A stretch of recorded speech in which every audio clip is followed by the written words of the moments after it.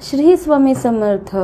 तुम्ही एखाद्याच्या रिलेशनशिपमध्ये असाल किंवा तुमचा प्रेमविवाह तुम्हाला करायचा आहे, परंतु ते करताना तुम्हाला खूप साऱ्या अडचणींना सामोरं जावं लागत आहे.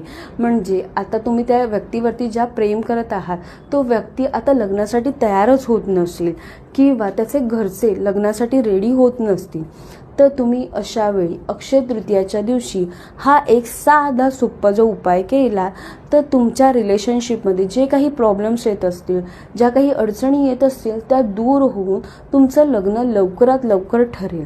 तुम्हाला काय करायचं आहे, अक्षय तृतीयाच्या दिवशी तुम्हाला पिवळ्या रंगाचा एक कापड आणायचं आहे. त्याच्यामध्ये 5 हळकुंड तुम्हाला ठेवायची आहे आणि त्याची पोटली तयार करून तुम्हाला जवळच असलेल्या विष्णू मंदिरात नेऊन ठेवून द्यायचं आहे आणि तुम्हाला तिथे एकदा विष्णू सहस्त्रनामाचं पठण करायचं आहे.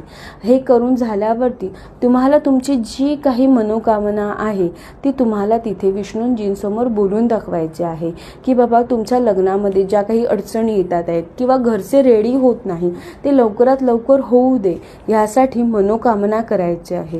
विष्णूंजी तुमची ही विश नक्की फुलफिल करतील आणि तुमचं लग्न लवकरात लवकर ठरेल.